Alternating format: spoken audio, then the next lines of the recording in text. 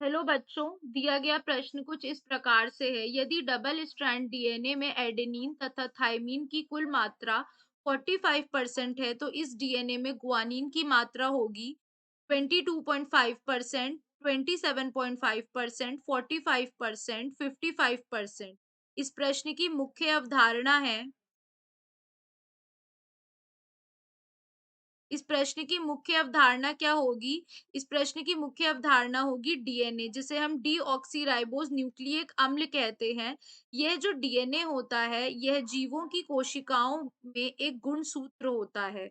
जीवों की कोशिकाओं में क्या होता है? एक गुणसूत्र होता है। गुण सूत्र होता है। तो यहाँ पर अगर हम बात करते हैं गुणसूत्र होता है, तो यहाँ पर हमसे कह रहा है कि डीएनए जो होता है, क्योंकि हमें पता है डीएनए न्यूक्लियोटाइड का बना होता है, जो कि ए और टी जो है वो 2 हाइड्रोजन बंध से जुड़े होते हैं और जी और सी जो है वो 3 हाइड्रोजन बंध से जुड़े होते हैं। तो एडेनिन कितना दे रखा है हमें? 45%। तो इसका मतलब थायमीन भी कितना होगा? 45% होगा। अब हमें निकालना है कि गुआनिन और साइटोसिन कितना होगा। तो 100 में से जब 45 माइनस करेंगे तो हमारे पास आएगा 55%। यानी कि जो हमारा गुआनिन है वो कितना है हमारा? यहाँ पर गुआनिन और सी हमारा साइटोसिन, ये आ रहा है 55%। तो ये दोनों कितने हैं? 55। तो एक यानी गुआनिन कितना होगा?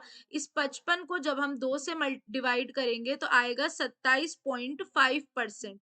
तो ये एक किस में पाया जा रहा है? गुआनिन में। और यही किस में पाया जा रहा है? साइटोसिन में। तो हमारा सही उत्तर क्या हो जाएगा यहाँ पर? हमारा सही उत्तर यहाँ पर जो 45% दिया हुआ है, ये एडेनिन और थायमीन दोनों का दिया हुआ है। यानी एक इसमें भी आधा-आधा होगा इनका, इसका भी अलग-अलग नहीं है, इसमें भी आधा-आधा में ही जाएगा। लेकिन दोनों का कितना दिया हुआ है यहाँ पर? 45 दे रखा है कि कुल कितनी है एडेनिन और थायमीन की?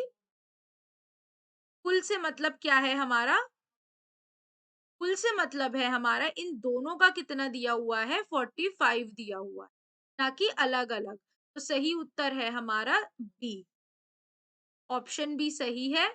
आशा करती हूँ आपको समझ में आया होगा। धन्यवाद।